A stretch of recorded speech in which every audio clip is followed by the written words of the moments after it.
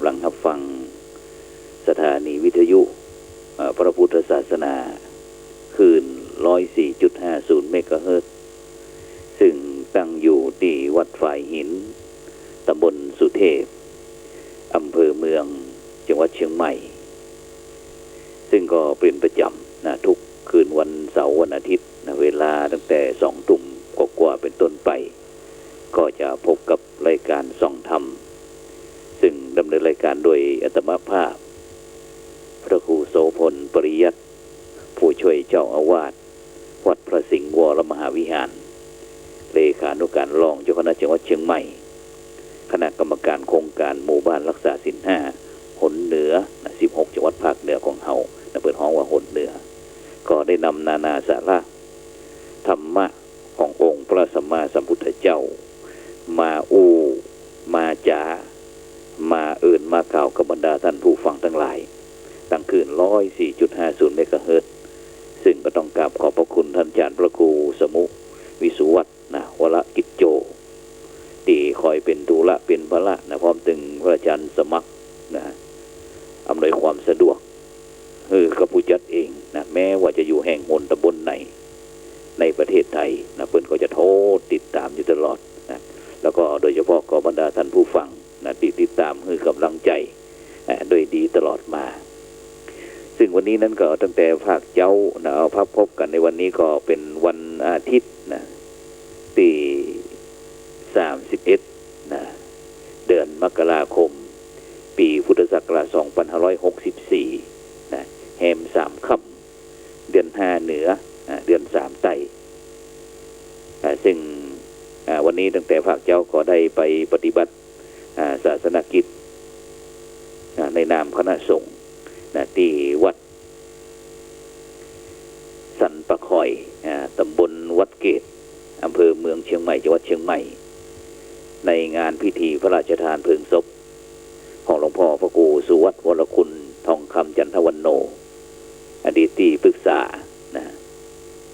เจ้าคณะตำบลวัดเกตอดีตเจ้าอาวาสวัดสันปะคอยซึ่งก็ได้มีการบำเพ็ญบุญบำเพ็ญกุศลตั้งศพตั้งแต่วันที่28เป็นต้นมาซึ่งวันนี้ก็จนถึงวันที่31ในภาคเจ้านั้นก็ได้อังคาจรัตนาพระมหาเถระมาเจริญพระพุทธมนต์ธรรมนิยามสูตรอาทิตตปริยายสูตรแล้วก็มีการถวายพระทหารเพลแก่บรรดาพระสงฆ์สามเณรคณะสัตยาญาติโยมตามยุค New Normal New Normal หรือว่าวิถีชีวิตใหม่แล้วก็ในภาคบ่ายภาคบ่ายนั้นก็เวลาประมาณสักบ่ายโมงเป็นต้นไปก็ได้ประกอบพิธีพระราชทานเพลิงศพซึ่งก็เริ่มตั้งแต่ทอดผ้าไตรบังสกุลเปิดแล้วก็ผ้าไตรบังสกุลแห่ง49 ชุดติดตามโดยผ้าไตรบังสกุลปิดแล้วก็เป็นการประกอบพิธีพระราชทานเพลิงศพซึ่งวันนี้ก็ได้รับความร่วมมือจากพลตรีสืบสกุลบัวละวงผู้บัญชาการมณฑลทหารบกที่33จึงถือว่าเป็นคณะศรัทธาวัดสันปะคอยได้ประกอบพิธีพระราชทานเพลิงศพพร้อมถึงพระเดชพระคุณหลวงพ่อพระเทพปริยัติเจ้าคณะจังหวัดเชียงใหม่เป็นที่เรียบร้อยบรมวลดีแล้วก็ในขณะนี้ก็เวลาประมาณสักทุ่มเป็นแต่เจ้านั้นตอนที่พระราชทานเพลิงนั้นเป็นห้องว่าเผาหลอกตามที่หมู่บ้านห้องว่ากันนั่นแล้วก็ในภาคกลางคืนนั้นก็มีการเผาจริงซึ่งในขณะนี้ก็คงจะได้ประกอบพิธีเผาไปเรียบร้อยแล้วเพราะว่าตอนนี้ก็2 ทุ่มกว่าฉะนั้นก็ในนามของศิษยานุศิษย์คณะสงฆ์วัดสันปะคอยคณะศรัทธาชุมชนวัดสันปะคอยพร้อมถึงคณะสงฆ์จังหวัดเชียงใหม่คณะสงฆ์อำเภอเมืองเชียงใหม่ต้องกราบขอบพระคุณพระมหาเถรานุเถระเจ้าคณะพระสังฆาธิการพร้อมถึง คณะสัตยาติโยมทุกท่านบอกว่าจะเป็นตึงเชียงใหม่ลำปูนลำปางแม่ฮ่องสอนเชียงรายแป่น่านพะเยาต่างๆส่วนมาก8จังหวัดภาคเหนือเขาทั้งเปิ่นก็ถือว่ามีความคุ้นเคยหูจักเป็นศิษยานุศิษย์ก่อนเพราะว่าสมัยก่อนนั้นลูกพระลูกเนนบ้านนอกคอกนาอย่างอันต่างอำเภอต่างๆนั้นเปิ่นก็จะเข้ามาที่เมืองเชียงใหม่เข้ามาที่เมืองเชียงใหม่แล้วก็มาขออาศัยอยู่ยังวัดต่างๆเพื่อที่จะศึกษาเราเรียนซึ่งการศึกษาเราเรียนก็ว่าเหมือนสมัยนี้สมัยก่อนวัดที่จะอยู่ในเมืองใหญ่ๆนี่ยากจะอยู่ในอำเภอเมืองนี่บ่ใครได้ละเพราะว่าบ่มีเส้นมีสายบ่ฮู้จักกับไผจะอยู่ได้ก็คงจะเป็นอยู่อำเภอรอบนอกรอบนอกเนาะแต่จะได้ก็ตามบรรดาท่านผู้ฟังทั้งหลายแต่ถ้าเป็นที่วัดสันประคอยเมื่อ 4-50 ปีก่อนนั้นได้รับการเล่าบอกเล่าจากครูบาอาจารย์ของเฮาหลายท่านหลายตนหลายองค์ที่เคยมาพำนักอาศัยแล้วก็เรียนศึกษาบาลีที่วัดสันประคอยเมื่อ20 ปี 30 ปีก่อนเนี่ยเพิ่นก็ได้หูฟังฉะนั้นก็วันนี้ในงานพระราชทานเพลิงศพของหลวงพ่อพระครูสุวัตวรคุณนั่นก็ถือว่าเสร็จบริบูรณ์สมบูรณ์แบบซึ่งคณะบรรดาศิษยานุศิษย์นั้นก็ได้จัดพิธีพระราชทานเพลิงศพนักรบของพระพุทธเจ้าอย่างสมเกียรติอย่างสมเกียรติสมศักดิ์ศรีตายในผ้าเหลืองถือว่าเป็นเกียรติของพระเจ้าของพระสงฆ์องค์เนรแม้แต่องค์พระสัมมาสัมพุทธเจ้าก็เช่นเดียวกันบรรดาท่านผู้ฟังทั้งหลายพระพุทธองค์ก็เสด็จดับขันธปรินิพพานในใต้ลมพาสาวกพักเช่นเดียวกันในดงซึ่งโดยเฉพาะการปฏิบัติศาสนกิจของพระสงฆ์องค์เจ้านี่ในปัจจุบันเขายังว่านักแต่เขาย้อนไปถึงป่อของเขาก็คือสมเด็จองค์พระสัมมาสัมพุทธเจ้าการปฏิบัติศาสนกิจของพระสงฆ์ถ้าเป็นตามประเพณีนั่นก็เขาว่านักแล้วแต่การบำเพ็ญพุทธกิจของพระพุทธเจ้าเนี่ยพุทธกิจก็คือกิจที่พระพุทธเจ้าทรงบำเพ็ญการงานที่พระพุทธองค์ทรงบำเพ็ญเป็นประจำในแต่ละวันมีถึง5 อย่างด้วยกันก็คือตั้งแต่5 อย่าง 5 เวลาก็คือตั้งแต่บุพพันเหปินทปาตัญจะตอนเจ้าเสด็จออกบิณฑบาตโปรดสัตว์เวลาที่2สายันเหธรรมเทศนังเวลาเย็นทรงแสดงพระธรรมเทศนานี่ครับศรัทธาญาติโยมปโทเสภิกขุโอวาทังเวลา3นี่เวลาค่ำทรงประทานโอวาทแก่ภิกษุสงฆ์ทั้งหลายแล้วก็อันตรัตเตเทวะปัญหนังเวลาเที่ยงคืนทรงแก้ปัญหาเทวดาทั้งหลายแล้วก็ระยะที่5เวลาที่5ปัญจูเสวะคเตกาเลไกลจะแจ้งไกลสว่างจนสว่างทรงตรวจดูอุปนิสัยของสัตว์ที่ควรจะบรรลุธรรมหรือว่าผู้ที่มีอินทรีย์แก่กล้าแล้วพระพุทธองค์ก็เสด็จไปโปรดสั่งสอนเสด็จสั่งสอนเพราะฉะนั้นเนี่ยบรรดาท่านผู้ฟังทั้งหลายพุทธกิจของพระพุทธเจ้าเนี่ยถือว่าบ่ธรรมดาที่พระสงฆ์องค์เจ้าเฮานี้ขนาดหมู่เฮานี้บอกว่าในยุคสมัย2564นี่บอกว่าโอ้ลำบากแต่เมื่อถ้า2,500หรือว่าเก็บ700อีกเนาะมันจะเป็นจังได๋โดยเฉพาะพระพุทธเจ้าเนี่ยเปิ้นมีวิธีการบอกพุทธวิธีของเปิ้นเนี่ยแต่ถ้าเขาบอกถึงสมัยนี้ก็ฮ้องว่าเทคนิค เทคนิคของการสอนของพระพุทธเจ้าบอกว่าตั้งแต่ในภาคเจ้าหรือว่าภาคก่อนอาหารซึ่งพระองค์ก็ได้ทรงตื่นพระบรรทมแต่เจ้าเสด็จบิณฑบาตเสวยแล้วก็ทรงแสดงธรรมโปรดประชาชนในที่หัน แล้วก็เสด็จกลับพระวิหารหรือว่าวัดรอให้พระสงฆ์ฉันเสร็จแล้วก็เสด็จเข้าพระคันธกุฏินะนี่ปุเรภัตกิจก่อนปัจฉาภัตกิจนะภาคบ่ายบ่ายหรือว่าหลังอาหารระยะที่ 1เสด็จออกจากพระคันธกุฏินะทรงโอวาทแก่พระภิกษุสงฆ์เสร็จแล้วพระภิกษุสงฆ์ก็แยกย้ายกันไปปฏิบัติธรรมในที่ต่างๆพระองค์ก็เสด็จเข้าพระคันธกุฏิถึงระยะ 2ก็ทรงพิจารณาตรวจดูความเป็นของชาวโลกระยะที่ 3ประชาชนในถิ่นนั้นมาประชุมกันเนี่ยบรรดาท่านผู้ฟังทั้งหลายถึงนอกจากนั้นก็ยังตามที่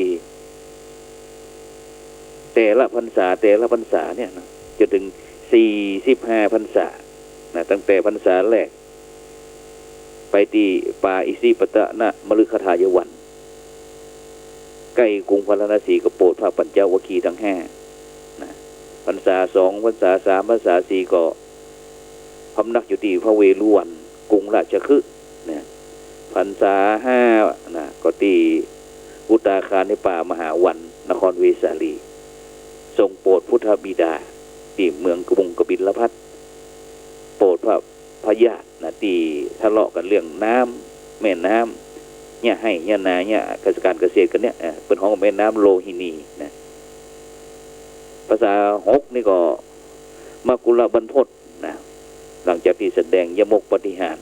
ที่นครสาวัตถีแล้วก็จำพรรษาที่หันภาษา7ที่ดาวดึงเทวโลกทรงแสดงพระอภิธรรมโปรดพระพุทธมารดาหลังจากที่คลอดพระกุมารน้อยได้7 วันพระนางสิริมหามายาก็เสด็จสวรรคตนะไปเกิดเป็นอันเทวดาที่จันทร์สวรรค์ดาวดึงนะแล้วก็ภาษา8เพศกาละวันภาษา9วัดโคสิตารามเมืองโกสัมพีไปถึงพรรษาพุทธบรรดาท่านผู้ฟังทั้งหลาย21ถึง44นี่นะประทับสลับไปสลับมากับเชตวันพระเชตวันวิหารกับบุพารามนะเมืองสาวัตถีนะแล้วก็พรรษาสุดท้ายนี่เวลุวคามนะใกล้นครเวสาลีนะฉะนั้นเนี่ยบรรดาท่านผู้ฟังทั้งหลายเขาจะสังเกตว่าพระพุทธองค์เนี่ยทรงมีเวลาพักผ่อนน้อยมากๆตลอด45ปีที่ทรงอนุเคราะห์สัตว์โลกโดยบ่ได้คำนึงถึงความยากลำบากพระวรกายต่างๆเพราะฉะนั้นเนี่ยบรรดาท่านผู้ฟังทั้งหลายในปัจจุบันนี้เนื่องจากสถานการณ์โควิดระบาดทั่วโลกนะไม่ใช่เฉพาะประเทศไทยระบาดทั่วโลกไม่ใช่เฉพาะประเทศไทยตัวอันฉะนั้นหลายท่านหลายคนก็เวลาจะไปวัด ความจริงที่อันจะไปวัดในสมัยก็ขี้ค้านอยู่แล้วนะมันมักจะมีข้อนั้นข้อนี้แต่แตกต่างที่บรรดาผู้ฟังที่กำลังติดตามฟังอยู่นะขยันหมั่นไปวัดแต่การไปวัดนั้นปัจจุบันนี้ถึงแม้จะยุคสถานการณ์โควิดเนี่ยเราก็ต้องดำเนินชีวิตด้วยความบ่ประมาทโดยเฉพาะอย่างที่งานพิธีพระราชทานเพลิงศพนี่ก็เช่นเดียวกันตั้งราชการนี่เปิ้นตึงเข่งขัดนะบอกว่าคนถ้าเกิน200 300นี่จะต้องขออนุญาตตั้งผู้อำนวยการการควบคุมโรคระดับจังหวัดก่อนถ้าต่ำกว่า200นี่ก็ตั้งนายอำเภอหรือว่าเทศบาลต่างๆนานาไปแต่เมื่อพระสงฆ์หรือว่าวัดของเราเนี่ยมีวิธีปฏิบัติของพระสงฆ์ในยุค New Normal New Normal หรือว่าวิถีชีวิตใหม่เนี่ยบรรดาท่านผู้ฟังทั้งหลายมันก็ไม่ใช่เรื่องที่ปัญหาเพราะว่าโลกเนี่ยเราบ่ต้องไปกลัวมันตัวเขาเนี่ยมันเป็นลังเพาะเชื้อโรคเป็นอย่างดีโดยเฉพาะวัดทุกวัดก็มีการจัดเตรียมสถานที่แต่งอุปกรณ์นะแล้วก็ได้กำระบุจำกัดบริเวณทางเข้าทางออกนะมีการจัดตั้งจุดคัดกรองก่อนเข้าวัดนะแล้วก็มีการวัดอุณหภูมิร่างกายตรวจเช็คนะว่ามันเกิน36ก็นะถ้าเป็น 37.5 นี่ก่อนเก็บไว้ก่อนนะตรวจเช็คอาการเบื้องต้นบอกว่าจะเป็นไข้ไอแห้งๆมีน้ำมูกเจ็บคอหายใจเร็วหรือว่าหายใจลำบาก หายใจเหนื่อยนะอันนี้เป็นต้นเสร็จแล้วที่เพิ่นก็วัด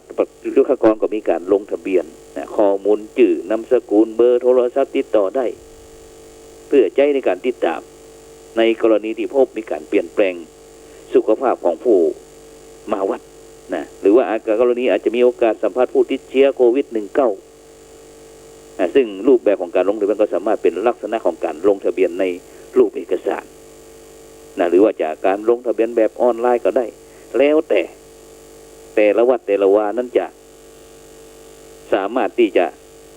หาอุปกรณ์เครื่องไม้เครื่องมือได้เพื่อที่จะลดความเสี่ยงในการแพร่กระจายเชื้อโรคนะแล้วก็จัดเตรียมนะอ่างล้างมือนะบอกว่าจะเป็นสบู่น้ำสะอาดเจลแอลกอฮอล์ล้างมือในบริเวณทางเข้าแล้วก็โดยรอบสถานที่จัดงานอย่างวันนี้ก็เช่นเดียวกันนะได้ไปนั่งสนทนานะกับท่านอาจารย์เจ้าคุณพระภาวนาธรรมาภิรัตน์นี่อาจารย์เปิ้นจะพก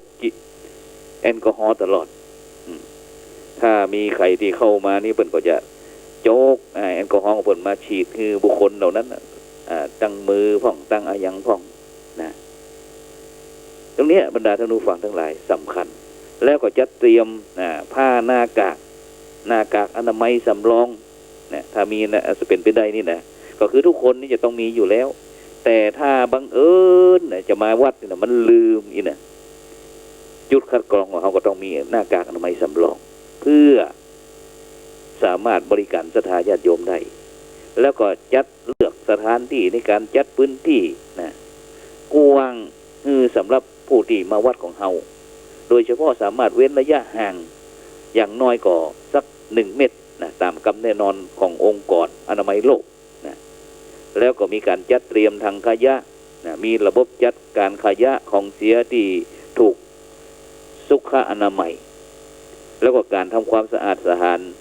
ที่ด้วยน้ำยาทำความสะอาดที่มีส่วนผสมของน้ำยาฆ่าเชื้อ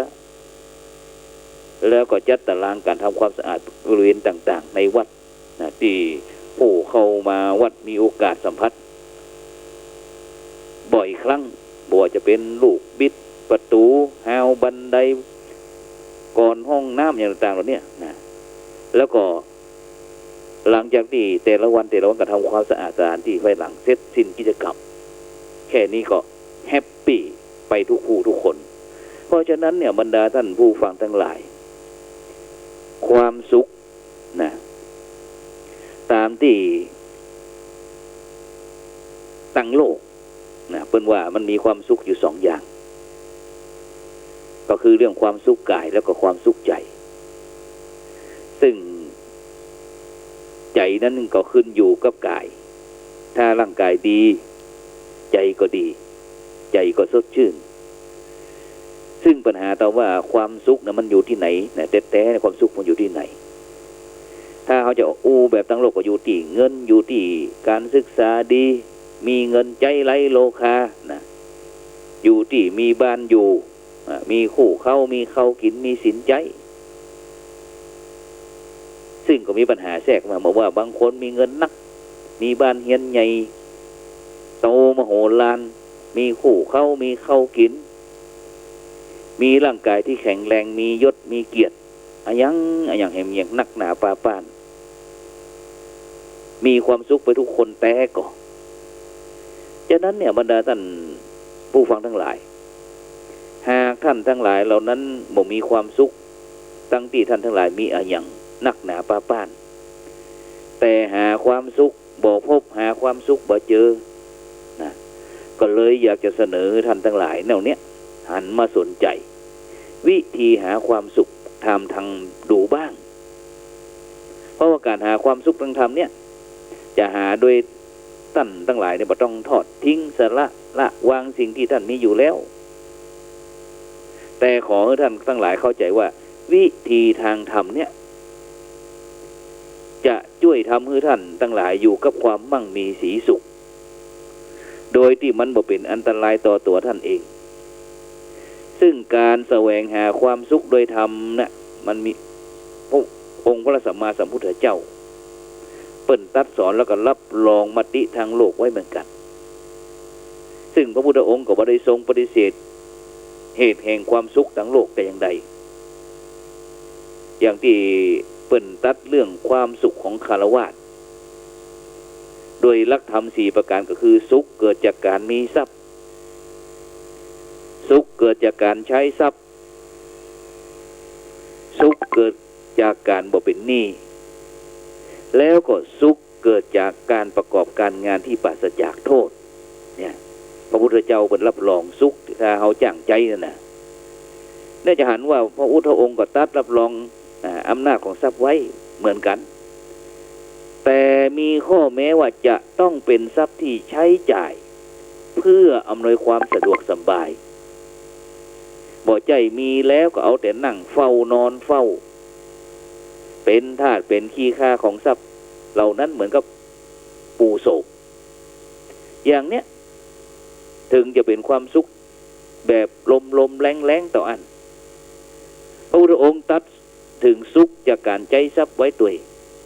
เพราะฉะนั้นคนที่มีทรัพย์แล้วเนี่ยแต่บ่ยอมใจทรัพย์เป็นประโยชน์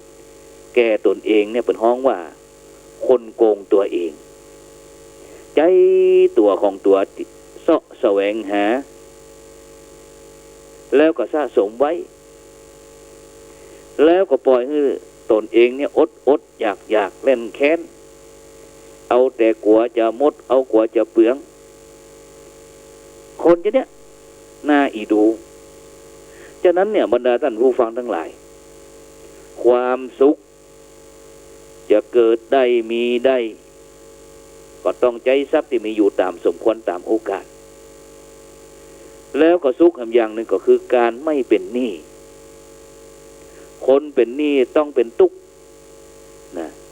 อย่างในปัจจุบันเนี่ยบรรดาท่านผู้ฟังทั้งหลายโดยเฉพาะนะในยุค New Normal นี่นะแต่ก่อนนี่ผู้สูงอายุพออายุ60 ปีมานะมีเบี้ยผู้สูงอายุนะแรกเมื่อ10 กว่าปีก็บ่มีใครทักท้วงจ่ายเอาคนเฒ่าก็ถึงเวลามาก็หน่วยปกครองส่วนท้องถิ่นบอกว่าจะเป็นเทศบาลเป็นอบต.ก็มาฮื้อเซนหับสตังค์ไปสบายบื้อหับสตังค์แล้วก็ยิ้มนะแต่ในปัจจุบันเนี่ยบรรดาท่านผู้ฟังทั้งหลายหลายท่านหลายคนเอาละเริ่มแล้วถ้าท่านทั้งหลายติดตามตั้งทีวีพ่องนะตั้งสื่อต่างๆพ่องมีหน่วยงานองค์ของท้องถิ่นเนี่ยมีจดหมายไปทวงหนี้บอกว่าคุณยายคุณตานะบ่มีสิทธิ์ที่จะรับเบี้ยซ้ำซ้อนนั่นเอาละทีนี้บางพ่องอายุ80 90จะดีพักผ่อนระยะยาวแล้วนะกลับมายาเป็นหนี้เขาตั้งแต่80,000 90,000นะก็มีเนี่ยบรรดาท่านผู้ฟังทั้งหลายคนเป็นหนี้ตุกระทมนะบางคนนี่ปัดโตเจาะที่คอตัวว่านี่นั่งดูนี่นะหน้าอีดูสงสารทำให้จิตใจถูกกระตุกถูกทักถูกท้วงอยู่เรื่อยๆเนี่ยต้องกังวลบางคนนี่ความดันขึ้นจะนี้เป็นต้นเนี่ยบรรดาท่านผู้ฟังทั้งหลายฉะนั้นเนี่ยสิ่งเหล่านี้ที่มันเกิดขึ้นในยุค New Normal หรือว่าวิถีชีวิตใหม่ที่ว่านี่นะแต่ความจริงมันก็บอกไม่หรอกนะเรื่องการอยู่ห่างกันนี่นะหรือว่าการปฏิบัติการการจาการคบการฉันเมื่อ 2,000 กว่าปีนี้องค์พระสัมมาสัมพุทธเจ้าก็ได้บัญญัติไว้แล้วในพระวินัยบอกว่าพระสงฆ์องค์เจ้าเวลาจะทำวัดสวดมนต์หรือว่าทำสังฆกรรมต่างๆให้อยู่หัตถบาทห่างกันประมาณสักศอกหนึ่งนะเวลาฉันเข้าก็พอดีที่จะฉันกันเป็นวงนะแล้วก็จะไปเวลาฉันก็จะไปอู้กันนะเวลาใครบ่สบายมันโรคจะติดต่อจะนี้เป็นต้นฉะนั้นในพระพุทธศาสนาเนี่ยบรรดาท่านผู้ฟังทั้งหลายบ่ต้องมาอู้ถึงว่า New Normal มันเป็นเรื่องปกติมันเป็นเรื่องธรรมชาตินะแต่ทุกวันนี้ผู้ที่คิดว่าตนเองเป็นหัวมาใหม่เนี่ยพยายามผลิตกรรมนี้ขึ้นมาแต่แล้วเนี่ยมันเป็นหลักธรรมกรรมสั่งสอนในทางพุทธศาสนาทั้งสิ้นนะ ทั้งสิ้นเลยนะไผ่บ่ต้องมาอู้ไผ่บ่ต้องมาอ้างต่างๆนะบ่ต้องเทไทยยอมรับความจริงเสียนะแล้วก็แถมอย่างหนึ่งสุขอันเกิดจากงานที่ปราศจากโทษเป็นความสุขที่สนิทใจเงินที่หาได้โดยงานสุจริตเป็นเงินบริสุทธิ์เป็นทางความแห่งความสุขแห่งทางหนึ่งซึ่งเหมือนเงินตะกี้นั่นนะเงินที่ถึงเวลานั่นนะสิ้นเดือนมาแล้วแม่อุ้ยมาเซ็นพ่ออุ้ยมาเซ็นนะเอาซองเงินเข้าไปอย่างมาเดียวนี้เอาแล้วนะซึ่งที่เขาได้อู้นี่ก็ไม่ได้อู้ถึงกล่าวว่าผลจากงานทุกอย่างจะเป็นทางฮือสุขเสมอไปแต่พระพุทธองค์ตรัสว่าเป็นสุขเฉพาะผลงานที่สุจริตเท่านั้นนะอย่างที่ผู้ทำงานผิดกฎหมายพ้องอย่างต่างๆผิดกฎหมายผิดจารีตประเพณีเนี่ยต่อกฎของสังคมเนี่ยบรรดาท่านผู้ฟังทั้งหลายบ่เป็นสุขบ่สุจริตนะเพราะว่าเป็นผลงานที่ทุจริตนะแล้วพระพุทธองค์ก็บ่ได้รับรองว่าเป็นทางแห่งความสุขแต่เป็นบ่ได้เป็นทางแห่งความสุขนะแต่เป็นหนทางแห่งความทุกข์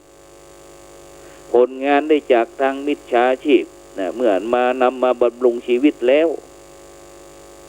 ก็จะมีผลเช่นเดียวกับมีการบริโภคอาหารที่มันสกปรกมีเชื้อโรคนะอยู่ในหั่นแม้จะกินจะบริโภคจะอร่อยเพียงใดก็ตามแต่สุดท้ายปลายเหตุก็คือท้องเสีย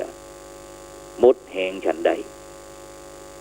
เพราะฉะนั้นผลงานจากความทุจริตผิดศีลผิดธรรมถือว่าเป็นสิ่งที่โสโครกสกปรกนำมาบริโภคบำรุงตนเป็นเลือดเนื้อที่เกิดจากการบำรุงด้วยผลงานทุจริตก็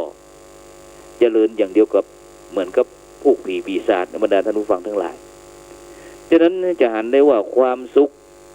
นั้นอิงทรัพย์นั้นต้องมีข้อแม้ว่าต้องเป็นทรัพย์ที่บริสุทธิ์ทุกวันนี้เป็นห้องว่ามีการฟอกเงินนี่นะบรรดาท่านผู้ฟังทั้งหลายนะฉะนั้นทรัพย์ที่ได้จะต้องเป็นทรัพย์ที่บริสุทธิ์ได้มาจากงานที่ปราศจากโทษนะฉะนั้นเนี่ยบรรดาท่านผู้ฟังทั้งหลายคำสอนของพระสำหรับคนสมัยเนี้ยฟังแล้วมันอาจจะได้ยินแล้วไข้หัวนะเพราะถือมาที่ว่าได้เป็นดีส่วนวิธีนั้นไม่ต้องคำนึงซึ่งถ้าหากมัวคำนึงปฏิบัติตามเงื่อนไขของพระแล้วบ่ได้จะรวยนะถามตัวเองอีกนะบ่ได้จะรวยล่ะฉะนั้นเนี่ยบรรดาท่านผู้ฟังทั้งหลายถ้าหากทุกคนส่วนใหญ่คิดกันอย่างนี้แล้วเนี่ยท่านสาธุชนทั้งหลายก็โปรดตรองพอเตอร์มนุษย์ของเฮาเนี่ยจะเบียดเบียนกันเอารัดเอาเปรียบกันนักเพียงใดนะขนาดประเทศไทยนี่นะอย่างที่เฮาหันนี่นะพ้องกับ2 มาตรฐาน3 มาตรฐาน4 มาตรฐานซึ่งถ้าหากทุกคนต่างมุ่งถือคติว่าได้เป็นดีนี่นะมือไผ่ยาวสาวได้สาวเอาน้ำขึ้นให้รีบตักนี่นะลองนึกวาดภาพพอตัวเตอะว่าในบ้านในเมืองเขาอย่างจะเกิดขึ้นซึ่งในปัจจุบันเนี่ยบรรดาท่านผู้ฟังทั้งหลายถึงต้องขอคือคณะสงฆ์เนี่ยช่วยทำงานโดยบรรดาท่านผู้ฟังทั้งหลายฉะนั้นเนี่ยความสุขคนเขาจะมีความสุขใดจะใดในเมื่อตัวเองหูอยู่แก่ใจว่าสิ่งที่ได้มาบำรุงชีวิตและครอบครัวนั้นไปแย่งไปปล้นไปช่อฉนหลอกลวงเปิ้นมาแล้วถ้าบ่ละอายข้อนี้เป็นห้องว่าแววจิตหรือว่าสกุลรุ่นชาตินะของความเป็นมนุษย์เนี่ยได้หมดไปแล้วหมดของความเป็นมนุษย์ไปเพราะฉะนั้นเนี่ยบรรดาท่านผู้ฟังทั้งหลายการหาความสุขตีเปิ่งแต่ทรัพย์ที่พระพุทธองค์ได้ตรัสไว้ก็เป็นสัจธรรมควรแก่ที่บรรดาท่านผู้ฟังทั้งหลายควรนำไปประพฤติปฏิบัติอย่างยิ่งก็พร้อมกันนี้ก็น่าจะรู้ไว้ด้วยว่ามัดดีที่ว่าได้เป็นดีนั่นน่ะเป็นวิธีที่น่าอับอายอย่างยิ่งเช่นกันคนดีมีหัวคิดมีปัญญามีความสำนึก เปิ้นบ่ยากกันเปิ้นบ่ทำกันที่ว่าได้เป็นดีนี่นะฉะนั้นในสังคมเราปัจจุบันนี้นักหนาปาปานบรรดาท่านผู้ฟังทั้งหลายนะเพราะฉะนั้นต่างหาความสุขที่ได้ผ่านไปเนี่ยก็มันยังมีแห่งอย่างหนึ่งที่อยากจะเสนอไปว่าเป็นเรื่องเก่าได้ฟังมาตั้งแต่น้อยจนถึงปัจจุบันเนี่ยคิวก็พอจะบ่มีอ่ะผมก็เป็นสีดอกเหลาแล้วนะฟังไปแล้วอาจจะเฉย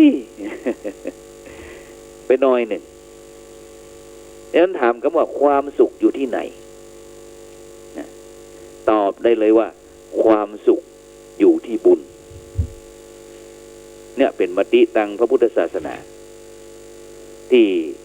ปรากฏในตำราธรรมะนักหนาปาปานหลายแห่งหลายหนเป็นต้นว่าบอกว่ามาปุญญานังพายิทธะสุขคัตเสตังอธิวจนัง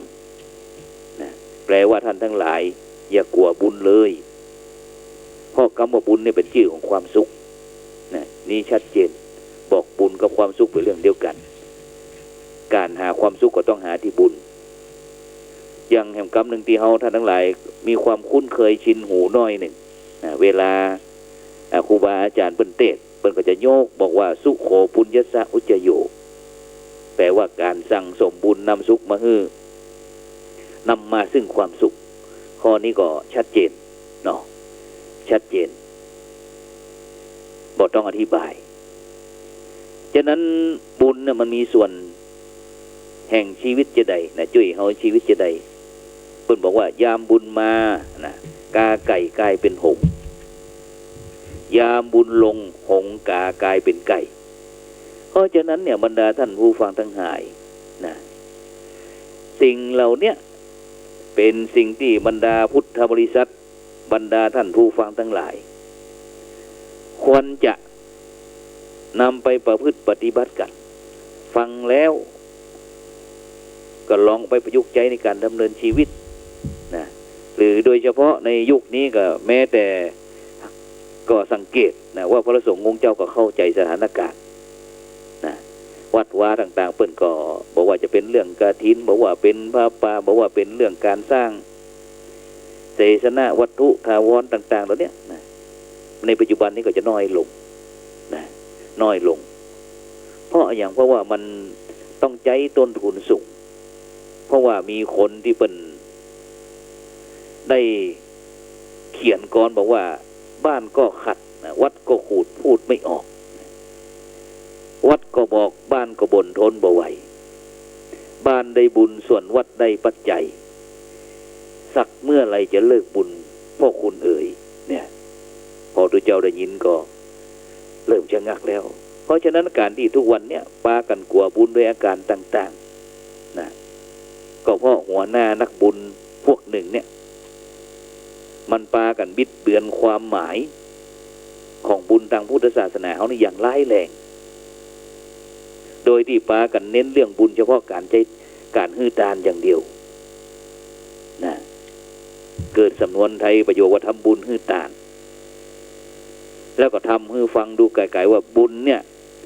เหมาะแก่คนมีสตังค์นักๆต่ออันหรือว่าเงินเดือนเยอะๆต่ออันคนจนคนสตังค์น้อยหรือว่าคนขี้เหนียวก็เลยปากันกลัวแต่ต่อมาก็เลยมีครูบาอาจารย์ของเราเนี่ยเปิดได้สร้างแต่งบทกลอนบอกบ้านก็ขัดวัดก็ขูดกิเลสวัดเป็นเหตุบ้านเป็นผลพ้นทุกข์ได้บุญช่วยคนให้พ้นทุกข์เป็นสุขใจหากเมื่อไรเขินเลิกบุญโลกวุ่นเอ่ยตรงเนี้ยบรรดาท่านผู้ฟังทั้งหลายก็เลยทำให้มีความสบายใจนะเพราะว่าแต่จริงแล้วเนี่ยบุญมันไม่มีสองตอนก็คือบุญโดยเหตุกับบุญโดยผลบุญโดยผลก็คือใจที่ล่าเริงเบิกบานเป็นสุขปลอดโปร่งแจ่มใสอันเป็นสำนึกที่ได้มาจากการได้ทำความดีตรงนี้ก็คือบุญนะในทางพุทธศาสนาของเราโดยผลส่วนโดยเหตุซึ่งมีอยู่กันหลายอย่างบ บ่ใจต้องการฮือตานต่ออันบอกว่าจะเป็นเรื่องการรักษาศีลการเจริญจิตภาวนาการขวนขวายช่วยเหลือเกื้อกูลงานที่มีประโยชน์ของเพื่อนจองเพื่อนบ้านเพื่อนมนุษย์สาธารณประโยชน์นะเป็นห้องว่าจิตอาสานี่นะเนี่ยนี่ก็ห้องเป็นบุญเหมือนกันจิตอาสานี่นะเพราะฉะนั้นการน้อมคารวะสิ่งที่คนคารวะนะการพอยินดีกับกิจดีๆของคนอื่นนะอย่างเพื่อนได้งานดีมีเงินเดือนขึ้นได้เป็นตำแหน่งเลื่อนขึ้นนะก็อนุโมทนาบอกดีแล้วขออนุโมทนาด้วยเนอะนะจะได้อันผลประโยชน์ตรงนั้นที่ได้ทำมานะก็จะได้มาตกความสุขมีความสุขต่อครอบครัวต่อตนเองหรือว่าถ้ามันเหลือเฟือก็มาช่วยเหลือหมู่บ้านชุมชนสังคมยินดีตัวเป็นต้นนะแต่ละเรื่องมุ่งให้เกิดผลที่จิตใจคือสภาพจิตที่ดีนะแจ่มใสสะอาดบริสุทธิ์นะฉะนั้นบุญเนี่ยมาจากคำว่าปุญญะแปลว่าความดีหรือว่าเครื่องชำระใจให้สะอาดปราศจากกิเลสหรือว่าหมายถึงความสุขที่ได้จากการทำดีนะฉะนั้นบุญเนี่ยเกิดได้3ทางก็คือ1การให้ทาน2การรักษาศีลนะ3การเจริญจิตภาวนาฉะนั้นเนี่ยบรรดาท่านผู้ฟังทั้งหลายบุญเป็นเครื่องชำระใจใจที่ถูกชำระอย่างถูกวิธีก็สะอาดมดยศผ่องใสบริสุทธิ์พุทธผ่องซึ่งก็เป็นสาเหตุสำคัญที่จะบันดาลให้ชีวิตของบรรดาท่านผู้ฟังทั้งหลายเนี่ยพบกับความสุขความเจริญมั่งมีสีสุขซึ่งถ้าเขาจะระดมปลูกฝังสร้างความเข้าใจแก่ประชาชนคนไทยเขานี่เสมอไปแล้วคนกว่าบุญก็จะบ่มีแล้วจะทำบุญได้เสมอหน้ากันว่าจะจนหรือว่ารวยนะฉะนั้นน่ะคำถามที่ว่าความสุขอยู่ที่ไหนก็ตอบได้คำตอบนึงว่าความสุขอยู่ที่จิตใจอันผ่องใสใจที่สะอาดมดยศนะซึ่งตามพุทธทัศนะที่ว่าเนี่ยทุกสิ่งทุกอย่างมีใจเป็นหัวใหญ่เป็นหัวหน้ามีใจเป็นใหญ่ใจเป็นประธานทุกอย่างสำเร็จอยู่ที่จิตใจถ้าจิตใจสะอาดผ่องแผ้วแล้วนะจะทำจะจะคิดนะก็พบแต่สิ่งดีๆงามๆฉะนั้นในขณะนี้บรรดาท่านผู้ฟังทั้งหลายก็กำลังรับฟังรายการส่องธรรมซึ่งดำเนินรายการโดยอาตมาภาพพระครูโสพลปริยัติผู้ช่วยเจ้าอาวาสวัดพระสิงห์วรมหาวิหาร